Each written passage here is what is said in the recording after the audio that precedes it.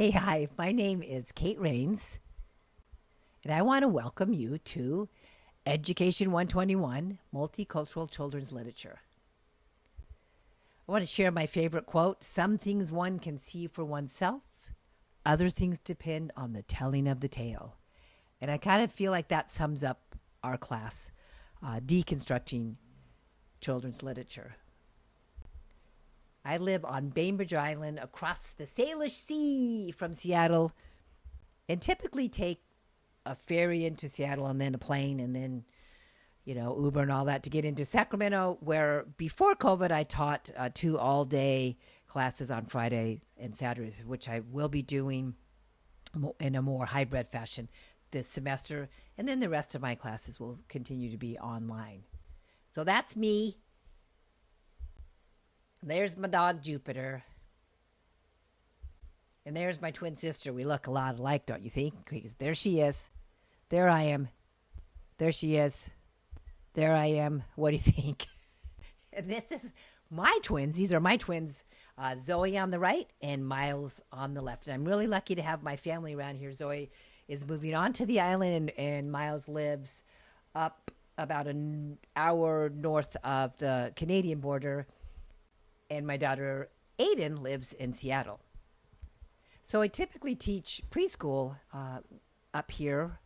Well, I have for the last 5 years, and I'm stopping for a school year.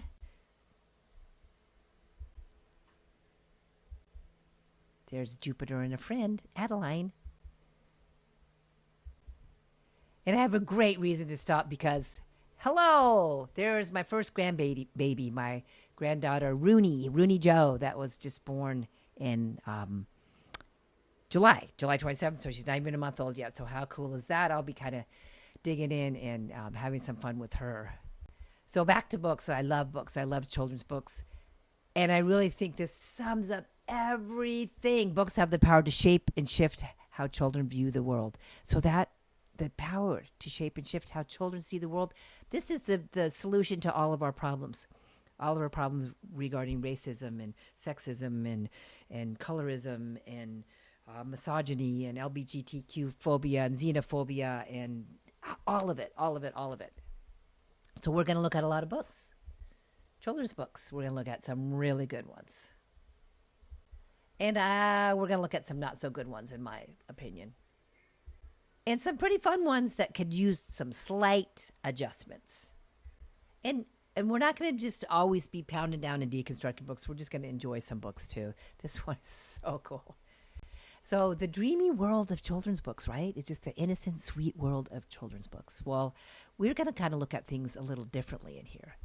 It's still wonderful and sweet and oh so cute and lots of fun and great stories out there.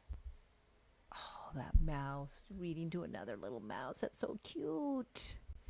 But we're going to do some digging. And this cat might want to eat that mouse. For all I know, I'm not sure. So we're going to look beyond the sweetness of children's books, and we're going to look at the impact of children's books. And we're going to see how, maybe we can help change the world and use children's books as a social justice platform. I so believe that, and you're going to be hearing a lot about that from me. So the course description kind of lends itself to a little bit of what I'm talking about, that Education 121 is an examination of historical and modern children's literature and its impact on reinforcing stereotypes, big in here. We're going to really look at that, as well as fostering white privilege in American culture, big in here, because we want to look at those dominant culture ideas and how they've shaped everything. And of course, there's a focus on diverse, multicultural children's literature, authentic first voice literature, that is, which represents all the diversity and helps us just appreciate our fellow citizens and really look in depth and with awe at different values, identities, and heritage of all the populations in our United States of America, right? So just here's the course objectives. Lion. I don't know why I said that. We're going to recognize the impact of oppressive children's literature and how own voice, first voice children's literature disrupts these dominant cultural ideas. And we're also going to use first voice sources to describe and examine the danger of the single story, which is so awesome. Good stuff there.